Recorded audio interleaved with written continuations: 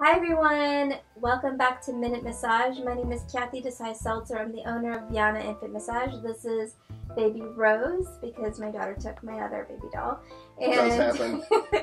And was a lot. My husband Jordan Seltzer, who I have invited back to talk about the difference between massaging boys and girls, the affection that we show differently, and how that translates and manifests in so many critical ways later on in life. So thank you, Jordan, for coming back. Thanks for having me. Short commute. So the first thing that I want to know is that boys and girls aren't born different in terms of their ability to show care, concern, compassion, right? So boys need as much affection and the ability to model positive, loving touch as much as girls do.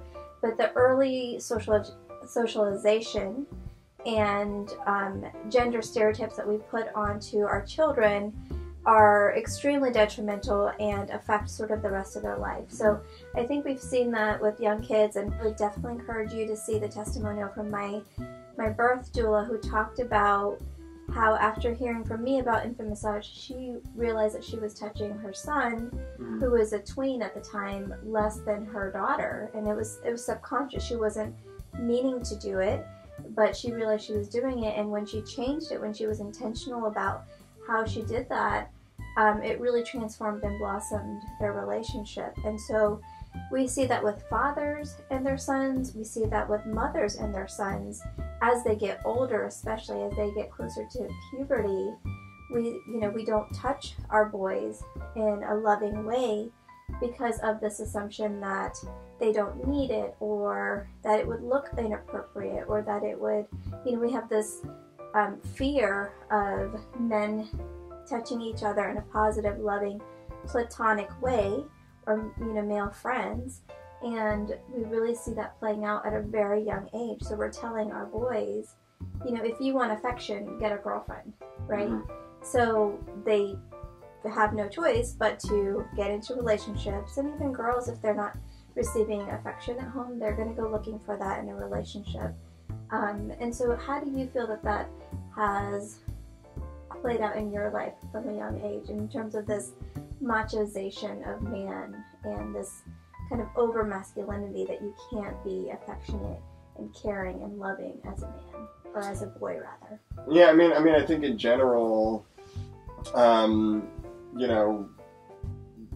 boys, from a really young age get the message that affectionate, appropriate physical contact is really kind of not for them, and that's not something that they are likely to receive very much, or they're not supposed to need it, and it's not something that they are, I think, modeled how to give appropriately, whether it's from just kind of uncomfortable interactions, kind of like the ones that you're, describing, with parents, kind of feeling differently about boys and then acting differently, or kind of,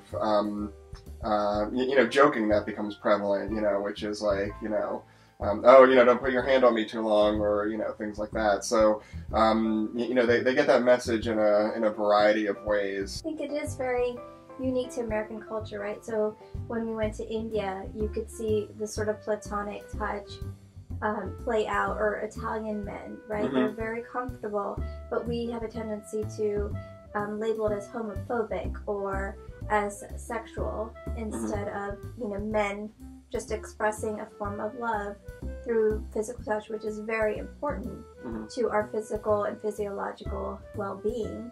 And I think one place that we really see it, and that's sort of accepted, and I think it's like the way people sort of are making up for it, is in sports, right? So we see it especially in basketball or in football, there's this sort of physical touch between men that is accepted and considered appropriate.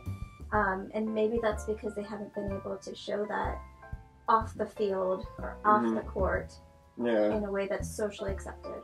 Yeah, and I don't know how it is in every other culture or country around the world, but it does seem in particular American men do need to feel the need to distinguish themselves in the context of touch as not being homosexual. Mm-hmm. It's a very weird, kind of bizarre thing, to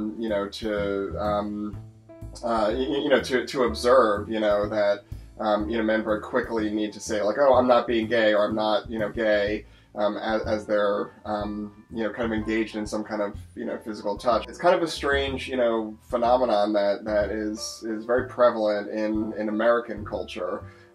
Again, something that I think is very damaging, to feel the need, to express that if you're engaged in some kind of physical touch, it doesn't mean that it's a sexualized touch to the point where you have to proclaim your sexuality when you're when you're engaged in something like that. I think you're right. I think in sports it does come out quite a bit, and somehow that seems to be like men have all agreed that that's a safe place to engage in that kind of touch. Yeah. Whether it's like like a pat on the butt for doing something good, which is very, very prevalent in a lot of sports, to celebrating a big victory, where there's hugging and lifting each other up and hoisting people on their shoulders and things like that. That seems to be like a safe space, for men in the context of sports, but outside of there it seems to be not a lot of opportunities for that. We do need to get to a place where a father will maybe not hesitate to hug and touch his son if his son did something great on the football field or the baseball field or the basketball court, but if the son does something academically or just accomplishes something that he wanted to, a hug or a lifting up, might not feel appropriate, and that's something that is important, that we need to change. That affection isn't attached to accomplishment, that you can show your child affection even when they didn't score a goal. Or and not even just accomplishment, but that not just athletic accomplishment. Athletic, yeah. That it's like that seems like that's the only kind of safe place, for men to do that, and whereas if you come home with with a good grade on a test, you're not going to get hoisted on people's shoulders and hugged and spun around. Yeah, that's really just so tragic, I feel, for our men and our boys, especially in America, that they, even fathers feel uncomfortable touching their boys as they get older, and I think that's a huge disservice to our boys and our men. And then we sort of expect them to have healthy relationships and know what to do when they're in a relationship and know how to show love and affection, and it, like you said, it hasn't been modeled. Right. Yeah. I read a story of a father who was, he was afraid to show affection because what would people say about a father showing his son affection? And that's so sad. And so we really need to break out of this. And you, I think, being on the front lines, working with people who are incarcerated, are seeing this play out. So can you talk a little bit about what you're seeing and what you feel are some of the causes of that? I'm a clinical social worker, and the reason that this is really important, beyond just a, kind of nice sounding thing like, oh, let's, show affection, to the males in our society. The reason this is really important is because touch is hugely critical to attachment, and attachment is hugely critical for a healthy human psyche. So when there are issues with attachment, there are complex issues that are pervasive in almost every other aspect of life. You see really negative outcomes in several life domains. It shows up in substance abuse, in poor mental health, in poor vocational outcomes, legal outcomes, physical health outcomes. Poor attachment impacts all of those very negatively. I work a lot with people experiencing addiction who are also involved in the justice system, and one thing that my work has really made me believe is that addiction is primarily an attachment disorder, and that Can you say that again? I believe that addiction is primarily an attachment disorder. From what I see, the difference between kind of getting high and using, whether it's drugs or alcohol or gambling or sex or shopping or fighting or any kind of thing, any kind of detrimental behavior that is so extreme to the point that it becomes an addiction, and it's not just kind of use that the general population can engage in without harm.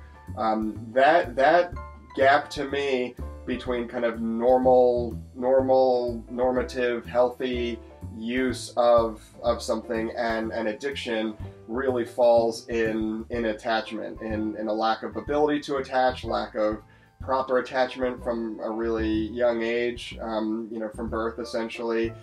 Those things greatly impact attachment, and it's not just severe trauma. It's having parents who are anxious or depressed or aloof or preoccupied or anything like that, which is everybody. Everybody has experienced that, but the degree to which you experience that, I believe, will highly contribute to your likelihood to have an addiction and to what you become addicted. That's amazing and fascinating that this lack of attachment that comes through touch at a young age can later manifest in addiction and other sorts of behavior. So adolescents who have poor attachment will play out certain dynamics with their parents as a way to try to get or obtain a healthier attachment. And I see with a lot of people that I work with these same dynamics being played out with society at large and with the justice system. So dynamics like showing attention and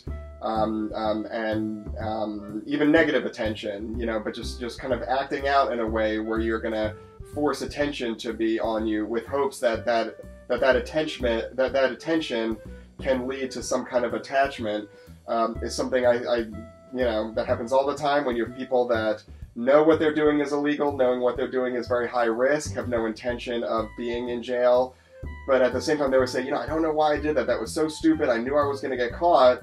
And why did you do that? It's the same reason why an adolescent will take money from their parents' wallet, knowing that they're gonna find it, or the same reason a toddler will write on the wall after you tell them not to write on the wall. If they're not feeling like that they're getting attachment. Humans are so needy for attachment.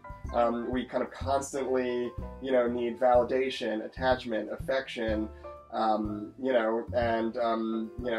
It's really difficult as parents, to provide all that. So that's why all of us, I believe all of us have some kind of, I don't think perfect attachment really exists. There's a philosophy called good enough, parenting, where you just kind of, try to do enough to not have really significant attachment disorders. But I think men in particular, have a hard time because in general we miss a major aspect of attachment, which is touch. That aspect of attachment is something that can't be even expressed through incredibly validating and emotionally attuned parents. No. Who you're just saying, oh, you're so great, or da da da. But if you don't if you don't have that touch, that means you are worth something and you are safe with me and I will protect you and comfort you. Yeah. That can't just be expressed verbally. Right. And so we do want to make sure that we emphasize that this isn't about loving your child. All parents love their child, but the physical aspect, it has to be that love sort of manifested physically or demonstrated physically. And actually what you're sharing reminds me of the African proverb that the child that doesn't receive the warmth of the village will burn it down in order to receive that. Absolutely. And so would you say that whether it's blue collar crime or white collar crime, that it's essentially the same in terms of both of them show a lack of attachment from childhood? Yeah, I would say, like, overwhelmingly in my experience, working with inmates or working with people that have previously been incarcerated when I was working in the community, the reason for illegal behavior and criminal behavior usually, to me, has something to do with attachment. That people who have relatively healthy, appropriate attachment and have had good levels of that through the developmental years in life, mostly tend not to seek out really damaging, detrimental, behavior. And so the people that I've met and worked with, I really don't see much of a difference as far as who they are, and who they were as who the quality of person that they're born and the quality of their character. Even in criminal circles, they have very significant codes of conduct and honor codes and things like that. So for the most part, most people that have engaged in criminal activity are not just kind of evil people that have no character, but for the most part, it seems like that they've gotten the message, which I think starts from birth, that comes from parents and things like that, and extends to society and the messages that you get as a child, whether it's racial, whether it's socioeconomic. The mainstream society is not for you. The kind of love, the kind of validation, the acceptance that people need all the time, and that they will find and get the messages in the society that this is not for you, and then that creates, like you said, a certain kind of anger and rage that we wouldn't want to burn that down. It makes a lot of sense. So that has been overwhelmingly my experience with engaging with people in that situation, is that it starts from birth and it continues. Another thing that they have found, they have done studies that touch shows up very significantly physiologically. So they have done studies with troubled kids when they're in a rage, things like that, and when they get a hug from an adult, you see a change in their brain chemistry. Yeah. You see a change, a reduction in the stressful hormones, and an increase, in the calm, peaceful, connected hormones. And so their touch has a very significant impact on our brains and our bodies and our psyches, emotionally. It's really important. Like there are different kinds of love languages, and there are different kinds of attachment languages, and there are different ways that attachment needs to be expressed and communicated. And if there's no tactile, no kind of touch, like you're missing a huge part of attachment. Attachment needs to be all of those things. It needs to be verbal. It needs to be emotional, and it needs to be tactile. So if you don't have all those senses engaged, the attachment will be missing something for sure.